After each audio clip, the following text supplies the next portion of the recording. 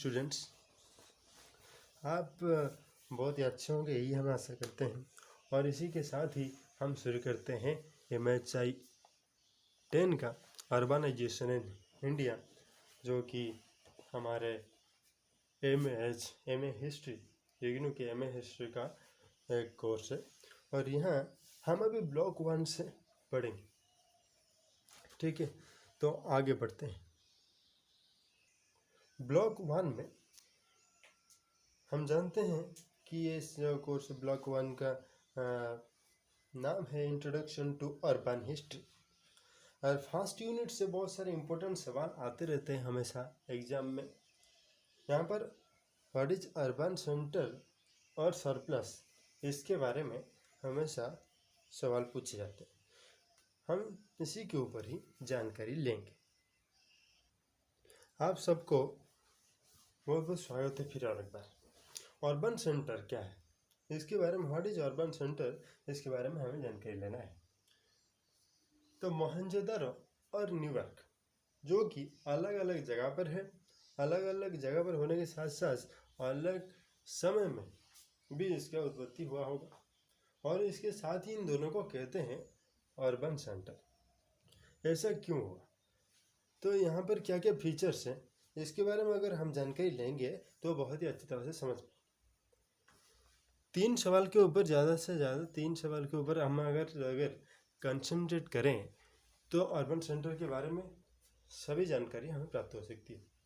पहला क्वेश्चन आप ये लें, ठीक है ना।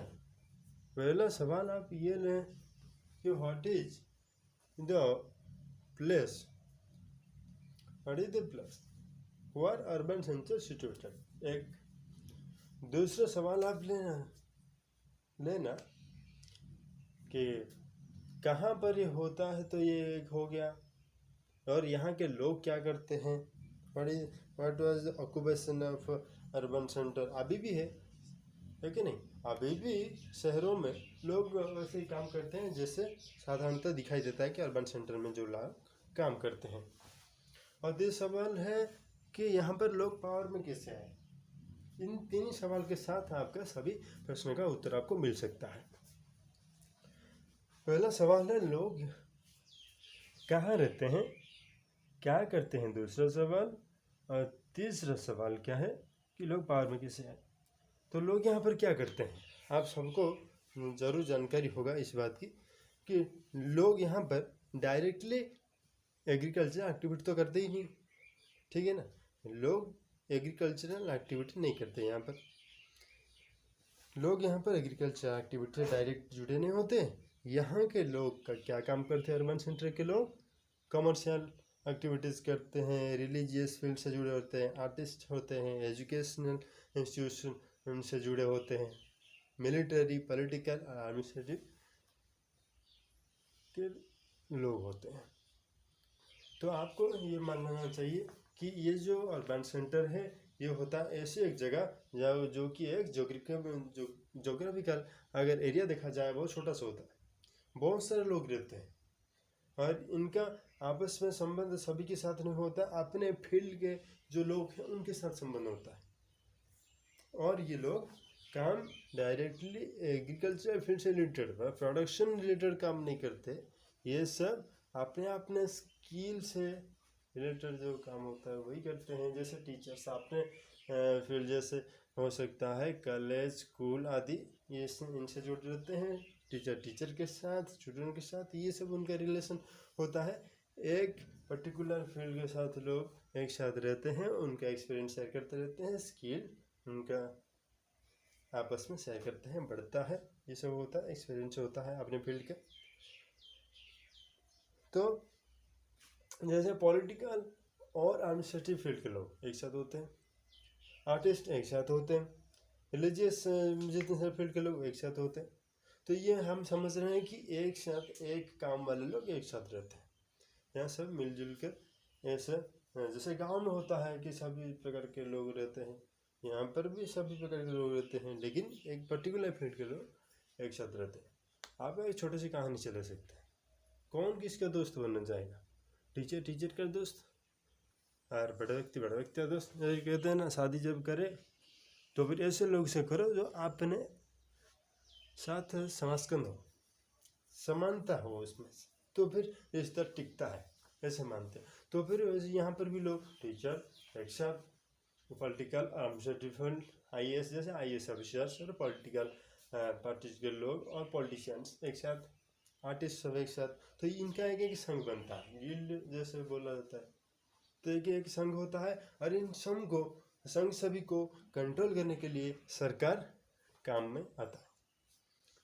तो ये सभी लोग शहर में काम करते हैं, जो लोग एक फील्ड में और यूटिलिटी के अनुसार ही होते हैं। और एक पॉइंट है कि यूटिलिटी के अनुसार ये जुड़े होते हैं, इनका कोई रक्तगत संबंध नहीं होता, या फिर उनका कोई रिलेटिव, जैसे हमारे यहाँ रिलेटिव होते हैं। रिलेशन किसके आधार पर होता है? एक तो हो गया किसी के शादी विवाह हुआ है उसके आधार पर, नहीं तो फिर रक्तगत संबंध होता है। लेकिन यहाँ पर ना रक्त का संबंध होता है, ना फिर यहाँ पर होता है शादी, ये सब के संबंध के अनुसार नहीं, यहाँ रोल निभाते हैं अपने जरूरत के अनुसार। ठीक है, तो ये पावर में कैसे आते हैं अभी हम देखा जाए। छोटे छोटे ग्रुप जो होते हैं, स्मॉल ग्रुप जो होते हैं, ये ग्रुप के लोग जब फोर्सफुली कुछ लोगों के ऊपर मोनोपोली करने लगते हैं तो पावर में आ जाते हैं। तो पहले इसी कारण की वजह से, है ना, इसी कारण की वजह से। लेकिन ये जो राजा महाराजा पहले कैसे आए? कुछ लोग ऐसे होंगे, आप भी अभी भी गांव में हो या फिर शहर में हो, देखते होंगे कुछ लोग क्या होते हैं कि पावर के बहुत भूखे होते हैं, वो अपने पावर का इस्तेमाल करने के लिए किसी भी हद तक जा सकते हैं। हम एक एग्जाम्पल लेते हैं, जैसे कि कुछ टेलीकॉम कंपनियां होते हैं, फ्री के चीज़ दे देते हैं मोनोपोली करने के लिए, फ्री के देते हैं, लोग उनके चीज़ों को खरीद लेते हैं, खरीदने के बाद उनके नेट दबदबा चलता है। कुछ टेलीकॉम कंपनी ऐसे आए, इसके चलते ये कंपनी आगे बढ़ जाते हैं और कुछ छोटी छोटी कंपनियां वो डूब जाते हैं। और मोनोपोली उन्हीं का चलता है, वो जितने पैसे में ऑफर्स देंगे आपको लेना ही होगा। ठीक है ना, समझ रहे हैं? आपके पास ये एग्जाम्पल बहुत सारे हैं। तो प्राइमरी फंक्शन अर्बन सेंटर में क्या होता है? एडमिनिस्ट्रेशन, या फिर रिचुअल सर्विस हो सकता है, रिलीजियस एक्टिविटी हो सकता है, ट्रेड हो सकता है, ये सब कुछ हो सकता है। लोग कौन कौन रहते हैं? पुअर रहते हैं, रिच भी रहते हैं। ठीक है, रिच पुअर रहते हैं, रूलर्स भी रहते हैं, बायर सेलर रहते हैं, क्राफ्ट्समैन एंड ट्रेडर्स, ये सभी लोग यहाँ पर रहते हैं। इसके बारे में रीत ने लिखा है 1938 में। और बहुत सारे प्री मॉडर्न सिटीज में क्या हुआ? Larger proportion of population was engaged in agricultural activities. तो प्री मॉडर्न सिटीज में बहुत सारे लोग एग्रीकल्चरल एक्टिविटीज में नियोजित थे, लेकिन ये बदल कर धीरे धीरे अभी परिवर्तन हो चुका है। सिटीज के लोग अभी नहीं करते हैं एग्रीकल्चरल का। समझ में तो आ रहा है ना? तो हमें यहाँ से समझ में आया कि ये शहर के लोग एग्रीकल्चर से रिलेटेड काम नहीं करते। एक काम क्या करते हैं आपको समझ में आया? एग्रीकल्चरल काम तो नहीं करते। प्री मॉडर्न एरिया में वो एग्रीकल्चरल काम करते थे, लेकिन अभी वो नहीं करते हैं। अभी सभी जितने सारे सिटीज हैं, लेकिन प्री मॉडर्न से छोड़कर बाकी जितने सारे टाइम रहा, वो अभी एग्रीकल्चरल काम नहीं कर रहे हैं। तो आपको ये याद रखना चाहिए कि काम क्या करते थे या फिर करते हैं, वो कहाँ रहते हैं, किस एरिया में। छोटे से एरिया तो है, आपको पता है, क्योंकि अर्बन एरिया में आप देखेंगे, किसी भी अर्बन एरिया का एग्जांपल ले लीजिए आपके एरिया में। आप बड़े शहर ले लीजिए, जैसे मुंबई, दिल्ली आदि सब शहर लीजिए, या फिर आप छोटे छोटे शहरों को लीजिए। छोटा सा एरिया होता है, बहुत सारे लोग होते हैं, भीड़ भाड़ होता है, गाड़ी होता है, पैसा होता है, ये सब कुछ होता है यहाँ पर, है कि नहीं? तो अब छोटे से एरिया में बहुत ज़्यादा लोग एग्रीकल्चरल काम नहीं करते, ये आपको याद रखना चाहिए। और दूसरा होता है, आगे बढ़िए, जैसे कि हमने कौन लोग इसको बनाया, अर्बनाइजेशन जब स्टार्ट हुआ, अर्बन एरिया किन्होंने बनाया? हमने हंटिंग गैदरिंग ग्रुप के बारे में पढ़ा है, नोमैडिक के बारे में पढ़ा है। इन्हीं ये सब लोगों ने तो अर्बनाइजेशन नहीं बनाया, सिविलाइजेशन नहीं बनाया था, लेकिन हालांकि सिविलाइजेशन हंटर एंड गैदरिंग जो फील्ड के लोग थे वो सब एक जगह रहने लगे तो सिविलाइजेशन स्टार्ट हुआ, लेकिन इन्होंने अर्बनाइजेशन स्टार्ट नहीं किया।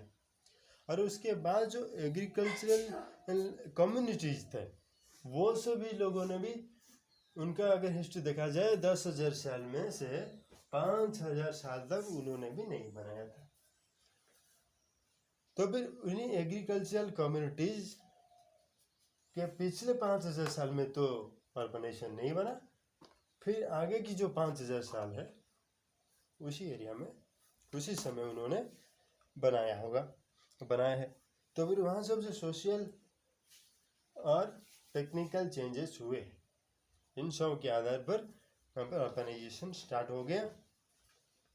ठीक है, तो society is based on political domination by a small group claiming monopoly over the use of force are called stateship societies. तो स्टेट सोसाइटीज किसको कहा है?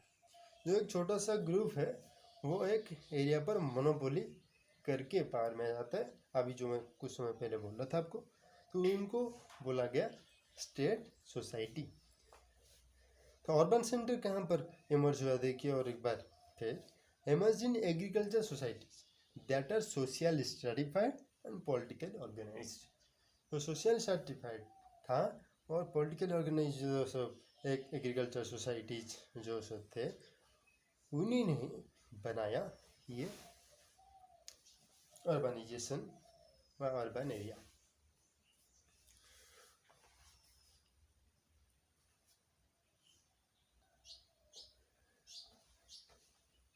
तो कौन लोग यहाँ पर रहते हैं आपको तो पता ही है, जो जैसे कि क्राफ्ट्समैन हो, रूलर्स, मर्चेंट्स, रिच और पुअर पीपल, एडमिनिस्ट्रेटिव और पॉलिटिकल फील्ड के लोग, ये सभी लोग जब एक जोग्राफिकल एरिया में आसपास रहने लगते हैं वो हो जाता है एक अर्बन। और स्मॉल हो सकता है, स्मॉल एरिया में रहते हैं वह एक सोसाइटी जो हो जाता है उसको कहा जाता है अर्बन एरिया। तो हिस्टोरियन ब्रूडल का मत यहाँ पर बहुत इंपॉर्टेंट होता है। वो कहते हैं कि वो जो काम करते हैं कैसे जगह पर रहते हैं, कौन सा काम करता है, ये डिफाइन करेगा। Confined as a social possible cramming in its inhabitants closely together. तो एक साथ रहते हैं बहुत ही छोटे से एरिया में, क्लोजली रहते हैं, and organising them to crowd through state sometimes too narrow for traffic and eventually to build upwards। हमने अभी जो पढ़ा उसको थोड़ा सा समराइज कर लेते हैं। जैसे कि मैंने पहले भी बोला था 3 सवाल आपको यहाँ पर लेना है, आप बहुत ही अच्छी तरह समझ पाएंगे। ठीक है, तो आपको लेना है पहला सवाल कि ये लोग कहाँ पर रहते थे। एक स्मॉल ज्योग्राफिकल एरिया में क्लोजली सभी रहते थे, जो कि ट्रैफिक सिस्टम यहाँ पर बहुत ही टाइट हो जाता है। लोग यहाँ पर काम क्या करते हैं? दूसरा सवाल तो एग्रीकल्चर फील्ड से डायरेक्टली रिलेटेड नहीं होते। ये पहले बहुत साल पहले जैसे प्री मॉडर्न सिटीज़ में ये होता था, लेकिन उसके बाद एग्रीकल्चर फील्ड से रिलेट नहीं हुए। दूसरा हुआ कि काम क्या करते थे, ये बाकी एग्रीकल्चर से रिलेटेड काम को छोड़कर बाकी सभी काम करते थे। माने जो 3 सेक्टर होते हैं इकोनॉमी के, प्राइमरी, सेकेंडरी और टर्शियरी। प्राइमरी फील्ड के लोग यहाँ पर ज़्यादातर नहीं रहते, ज़्यादा से ज़्यादा सेकेंडरी और टर्शियरी फील्ड के रहते हैं। एक तो मैन्युफैक्चरिंग सेक्टर, दूसरा हुआ टर्शियरी, तीसरा है टर्शियरी और दूसरा मैन्युफैक्चरिंग फील्ड के लोग जो कि सेकेंडरी सेक्टर में आते हैं। तो यहाँ पर अर्बन एरिया में दूसरा तीसरे सेक्टर का लोग रहते हैं, सेकेंडरी और टर्शियरी सेक्टर के लोग यहाँ पर रहते हैं। आपको यही याद रखना चाहिए। तो काम क्या करते हैं? सेकेंडरी टर्शियरी सेक्टर के लोग जो को काम करते हैं वही काम करते हैं, रहते हैं स्मॉल ज्योग्राफिकल एरिया में। और तीसरा ये पावर में आने के लिए मोनोपोली चलाते हैं। तो आपको समझ में आ गया ये बात? अगर आपको समझ में आया तो फिर ज़रूर आपका बहुमूल्य फीडबैक मतामत दे देना। ठीक है, धन्यवाद।